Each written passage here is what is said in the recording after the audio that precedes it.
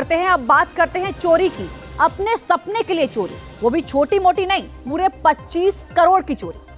अब चोर का सपना भी आप जान लीजिए कि वो है क्या। दरअसल सपना था सोने के उस्तरे और कैंची से बाल काटने का, और इसी सपने को पूरा करने के लिए उसे इस सपने ने सुपर चोर बना दिया। रिपोर्ट देखिए। लोकेश श्रीवास, जिसने राजधानी दिल्ली के ज्वेलरी शॉप में 25 करोड़ की चोरी को अंजाम दिया। भोगल के ज्वेलरी शॉप में अकेले ही छत और दीवार काटकर सबसे बड़ी चोरी को अंजाम देने वाला लोकेश दरअसल पहले सलून चलाता था। इतना ही नहीं, उसका सपना था कि वो सोने के उस्तरे और कैंची से बाल काटे। पहले उसने छत्तीसगढ़ में छोटी मोटी चोरी को अंजाम दिया। जब चोरी पकड़ी नहीं गई तो उसे चोरी की लत लग गई। इसके बाद लोकेश बड़े बड़े शोरूम पर हाथ साफ करने लगा। पुलिस के मुताबिक 2019 में लोकेश की पहली बड़ी चोरी थी, जब उसने 5 करोड़ की ज्वेलरी चुराई थी। लेकिन बड़ा हाथ मारकर लोकेश सुपर चोर बनना चाहता था, और इसके लिए उसने दिल्ली का रुख किया। पुलिस के मुताबिक छत्तीसगढ़ के कवर्धा का रहने वाला लोकेश श्रीवास सितंबर के महीने में 2 बार बिलासपुर से दिल्ली रेकी करने आया था। उसने 2 और 3 सितंबर को भोगल के इस ज्वेलरी शॉप की रेकी की और फिर वापस छत्तीसगढ़ चला गया।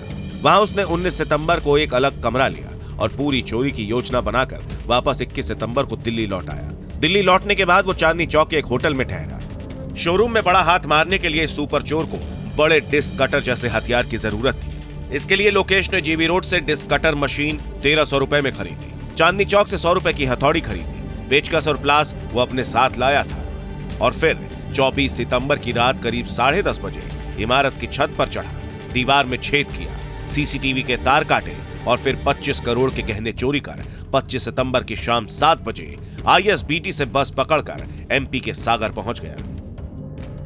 24 सितंबर की रात करीब 10:30 बजे वो इसी इमारत की छत पर चढ़ा, जहां पर उसने सीसीटीवी के तार काटे और दीवार में छेद किया, और उसके बाद 25 सितंबर को शाम को 7 बजे वो आईएसबीटी पहुंचा, जहां पर उसने बस पकड़ने की कोशिश की। चौंकाने वाली बात यह है कि लोकेश श्रीवास हमेशा बड़े ज्वेलरी शॉप को अकेले ही निशाना बनाता था।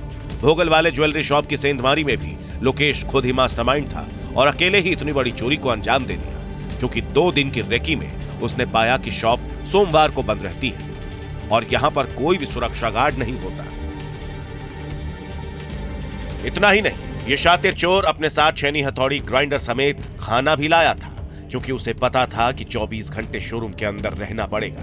इतना ही नहीं, चोरी के दौरान इसने हाथों में दस्ताने भी पहन रखे थे ताकि फिंगरप्रिंट से बचा जा सके। जांच में यह भी सामने आया है कि 25 करोड़ की ज्वेलरी पर हाथ साफ करने के बाद यह सुपर चोर पहचान छिपाने के लिए प्लास्टिक सर्जरी करवाने की तैयारी कर रहा था। इसीलिए वो कई स्पेशलिस्ट से जानकारी जुटा रहा था। इंटरनेट से भी अपने प्लास्टिक सर्जरी के बारे में काफी जानकारी जुटाई थी, और ये प्लास्टिक सर्जरी से अपनी शक्ल बदलवाने के लिए 60,000 से 2.5 लाख तक खर्च करने को तैयार था।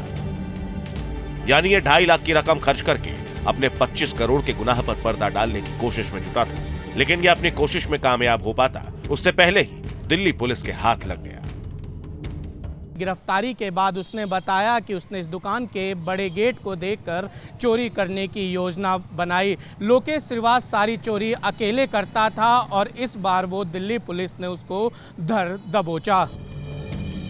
कहते हैं चोर कितना भी शातिर क्यों ना, वो कोई न कोई सुराग जरूर छोड़ता है।